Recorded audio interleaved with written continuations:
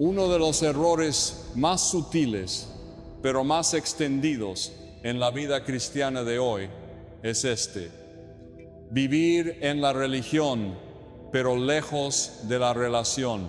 Es un error que se cuela en la rutina, se disfraza de fidelidad y se esconde detrás del activismo espiritual. Hablamos de aquellos que oran pero no escuchan, de aquellos que cantan pero no adoran, de aquellos que asisten a la iglesia cada semana pero han olvidado cómo se siente la presencia de Dios en lo íntimo. El Señor lo dijo sin rodeos en Mateo capítulo 15, versículo 8. Este pueblo de labios me honra, mas su corazón está lejos de mí. Esa declaración fue dirigida a los fariseos, los expertos de la ley, los líderes religiosos. Hombres que conocían las escrituras, que sabían cómo comportarse externamente, pero cuyo corazón estaba endurecido, vacío, seco. Ellos conocían la forma, pero no al Dios detrás de la forma. Y esa es la tragedia de muchos hoy. Personas que han hecho de la fe una costumbre, que conocen el programa del culto, pero no conocen al Espíritu Santo, que saben cuándo levantar las manos, cuándo decir amén, cuando aplaudir, pero no saben cómo abrir su alma en secreto. El altar personal está abandonado. La Biblia se lee por obligación, no por hambre. La oración se ha convertido en rutina, no en comunión. El servicio a Dios se hace por deber, no por amor. Y cuando no hay relación, el corazón se endurece. La religión sin relación no transforma, acostumbra. Nos hace creer que estamos bien solo porque hacemos cosas para Dios. Pero Dios no está impresionado por lo externo. Él mira el corazón. Porque Él no necesita servidores vacíos. Necesita hijos encendidos.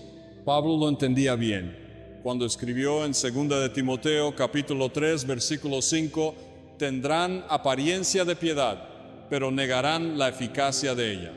Eso es exactamente lo que muchos viven hoy: una fe sin fuego, una doctrina sin devoción, una iglesia con luces pero sin luz. Porque donde no hay intimidad con Dios, todo se vuelve espectáculo, performance, religiosidad vacía. ¿Y sabes qué produce eso? Orgullo espiritual. Porque cuando te alejas del corazón de Dios, comienzas a mirar a los demás desde una posición de superioridad. ¿Crees que porque tú haces más, sabes más o pareces más santo, tienes derecho a señalar? Pero cuando has estado cara a cara con la misericordia de Dios, cuando lo conoces en lo íntimo, no puedes mirar con desprecio a tu hermano, porque sabes cuánta gracia tú mismo has necesitado. Por eso, el primer síntoma de una vida religiosa sin relación es el juicio sin misericordia, el dedo que apunta rápido, la lengua que condena, el corazón que olvida que todos estamos en proceso. El próximo error que debemos examinar es este: juzgar sin compasión, sin contexto, sin el amor con el que Cristo nos mira a nosotros. Pero antes de avanzar, escucha esto con atención.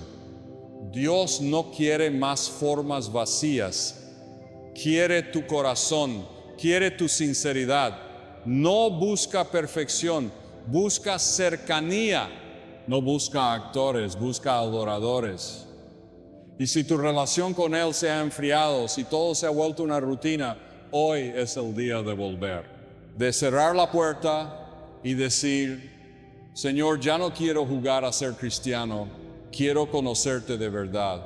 Porque cuando esa relación se restaura, todo cambia. Pero si la dejas morir, incluso tus buenas obras se volverán piedras en el camino de otros. Uno de los frutos más amargos de una religión sin relación es este: el juicio sin misericordia. Cuando el corazón no ha sido transformado por la gracia de Dios, inevitablemente se convierte en piedra para aplastar a otros. Cuando no has llorado a los pies de Cristo por tu propia miseria, es fácil levantar la voz para condenar la miseria ajena. Pero aquel que ha sido alcanzado por la compasión de Dios no puede mirar con arrogancia al caído. El que ha sido restaurado con amor no puede usar el dedo para señalar, sino los brazos para levantar. La Escritura nos lo advierte en Santiago capítulo 2, versículo 13. Porque juicio sin misericordia se hará con aquel que no hiciere misericordia, y la misericordia triunfa sobre el juicio. ¿Qué nos está diciendo Dios? Que el trato que damos a otros es el mismo trato que recibiremos, que no hay espacio en el reino para la superioridad espiritual, para los que miden la fe ajena con reglas que ellos mismos no pueden cumplir. Jesús confrontó esto con fuerza en el Evangelio de Lucas capítulo 6, versículo 37. No juzguéis y no seréis juzgados. No condenéis y no seréis condenados. Perdonad y seréis perdonados. No está hablando de ignorar el pecado, está hablando de cómo tratamos al pecador.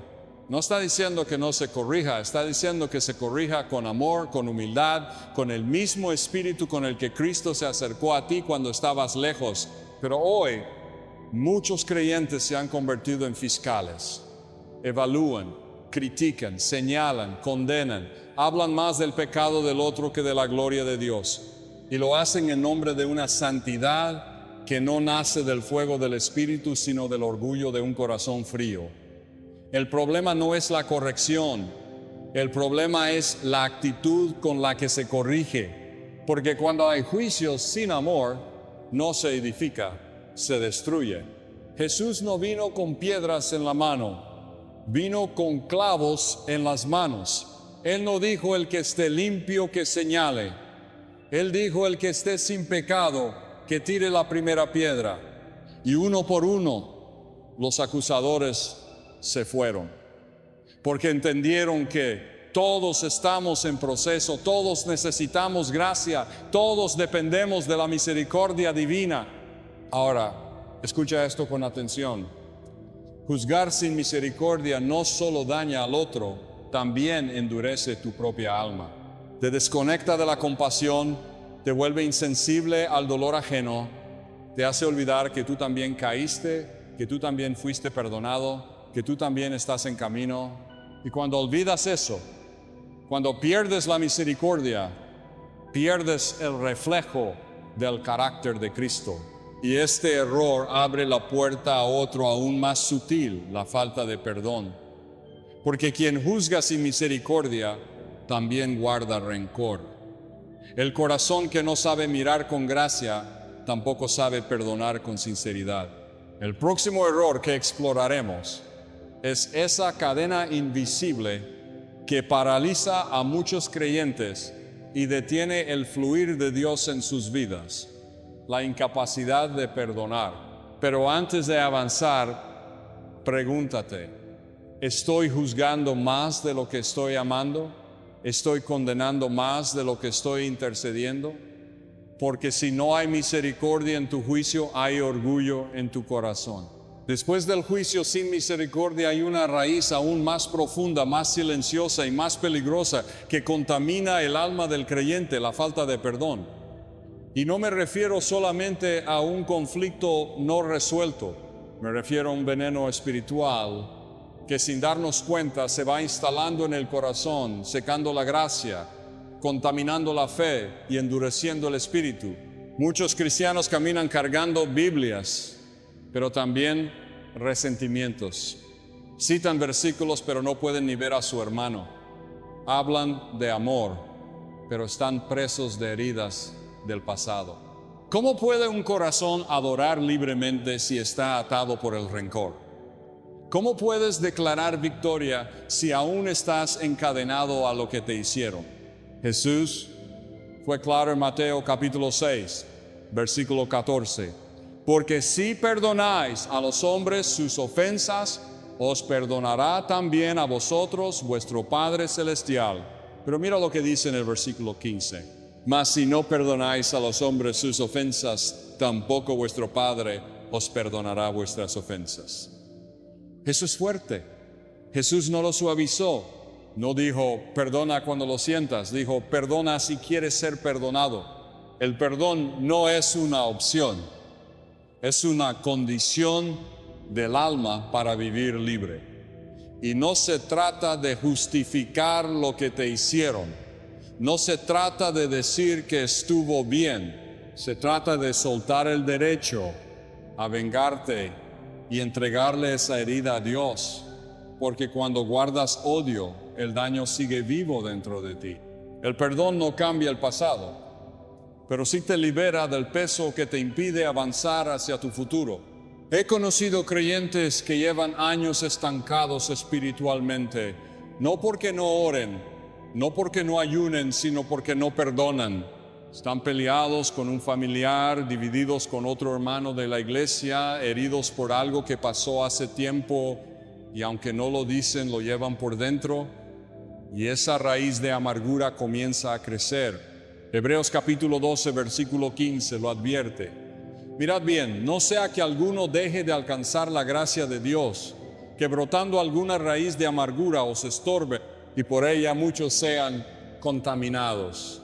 ¿Lo ves? La falta de perdón no solo te afecta a ti, contamina a otros, se transmite, se convierte en un ambiente.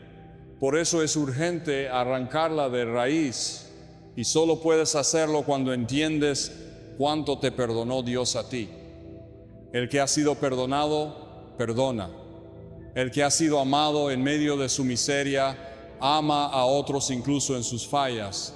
Y escúchame bien, no puedes avanzar espiritualmente mientras sigues atado emocionalmente al pasado. Hay bendiciones que Dios no puede entregarte porque tus manos están ocupadas sosteniendo heridas. Hoy es el día de soltar. No por ellos, por ti, por tu paz, por tu libertad. Pero la falta de perdón no surge sola. Muchas veces nace porque nuestro corazón ha comenzado a amar más al mundo que a Dios. Porque en lugar de beber del río de la presencia de Dios, hemos empezado a beber de cisternas rotas, fama, orgullo, comodidad, placer. Ese es el siguiente error que veremos. Cuando el corazón se inclina más por las cosas del mundo que por las cosas del reino. Uno de los grandes peligros del cristiano moderno no es el rechazo abierto a Dios, es el reemplazo sutil de Dios. No es que decimos que no lo necesitamos, sino que lo desplazamos sin darnos cuenta.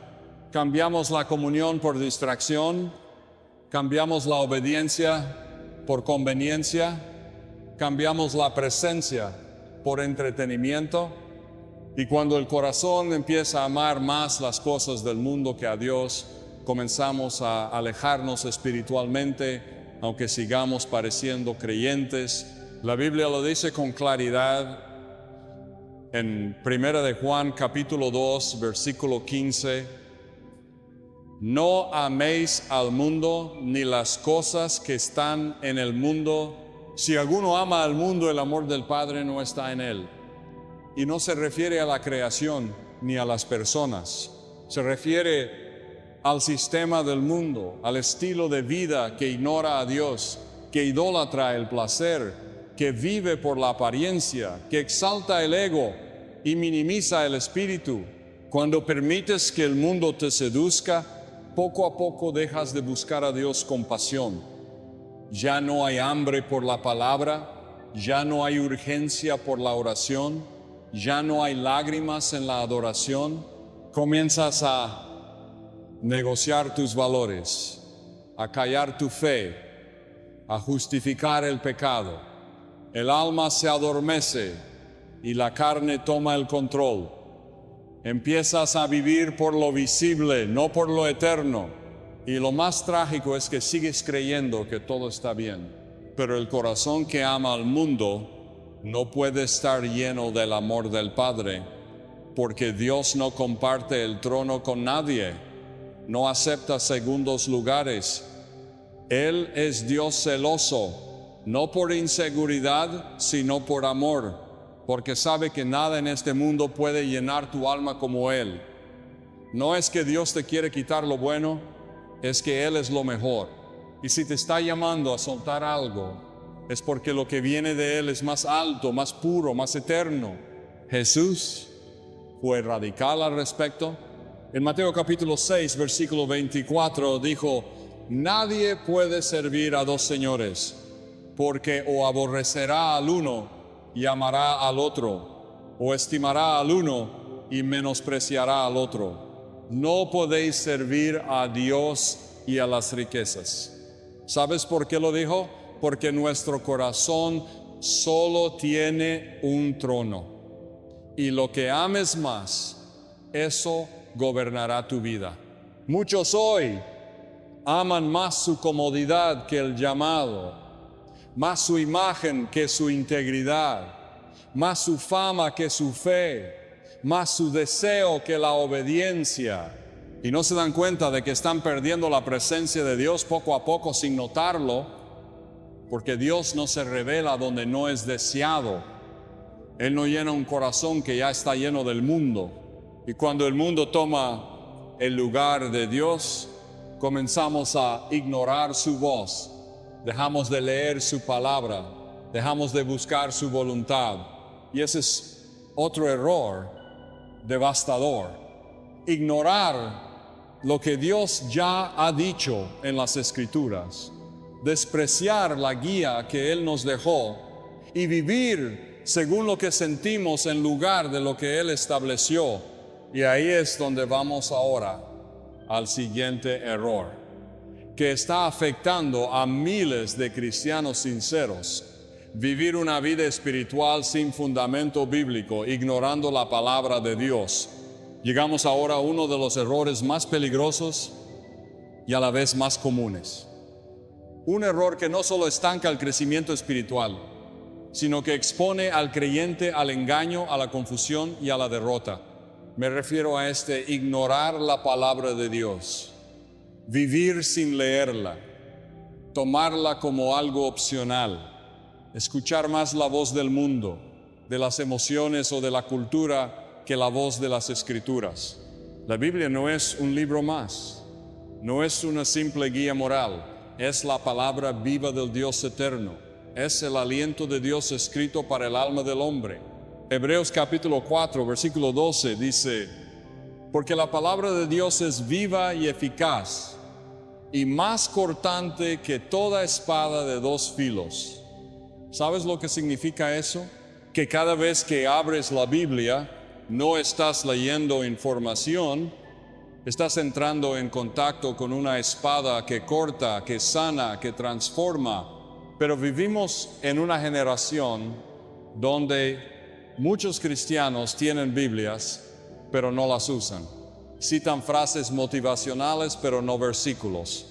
Comparten publicaciones, pero no promesas. Saben lo que dice un predicador, pero no lo que dijo Jesús. Y ahí está el problema. Cuando ignoras la palabra de Dios, tu vida espiritual se vuelve superficial y frágil. Jesús, en Mateo capítulo 7, versículos 24 al 27, habló de dos hombres. Uno que construyó sobre la roca y otro que construyó sobre la arena. ¿Cuál fue la diferencia? Ambos escucharon la palabra, pero solo uno la obedeció. El que la obedeció permaneció firme cuando vino la tormenta. El que no la obedeció se derrumbó, así de claro. No es suficiente escuchar la palabra, hay que vivirla. Porque la Biblia no fue dada para que la tengas abierta en el Salmo 91, sino para que la tengas escondida en el corazón. No fue escrita para adornar una repisa, sino para encender un altar. Y si tu vida cristiana no se basa en la palabra, cualquier viento de doctrina, cualquier moda, cualquier herida, cualquier tentación te puede derribar. ¿Sabes qué está produciendo esta generación superficial? Creyentes que no conocen la verdad y por eso no pueden discernir el error. Creyentes que aceptan lo que el mundo dice porque no saben lo que Dios ya dijo. Y eso es grave, porque el enemigo no necesita que renuncies a Dios, solo necesita que ignores lo que Él escribió. Porque al ignorar la palabra pierdes la espada, pierdes el mapa, pierdes el alimento. Y escúchame, No puedes tener una vida fuerte si tu mente está vacía de escritura. No puedes resistir la tentación si no sabes lo que Dios ya decretó. No puedes vivir en victoria si no conoces las promesas. Por eso cada cristiano debe ser un amante de la palabra. No por obligación, sino por supervivencia espiritual. La Biblia no es un adorno, es tu arma. Y tal vez me digas, yo oro mucho, yo siento a Dios, pero la pregunta es, ¿conoces lo que Él dijo? Porque tus emociones pueden cambiar, pero su palabra permanece para siempre. Ahora bien, todos estos errores, la religiosidad vacía, el juicio sin misericordia, la falta de perdón, el amor al mundo y el abandono de la palabra, no son solo fallas aisladas, son señales de un corazón que necesita regresar al centro. Y ese centro es Cristo. Él no vino a fundar una religión más, sino a restaurar nuestra relación con el Padre. Y es aquí donde todo converge. Porque si algo nos enseña la Escritura una y otra vez, es que Dios no busca perfección, sino rendición. Él no está buscando cristianos impecables, sino hijos que reconozcan sus errores y vuelvan a casa. Porque el corazón de Dios no es de juicio, es de restauración.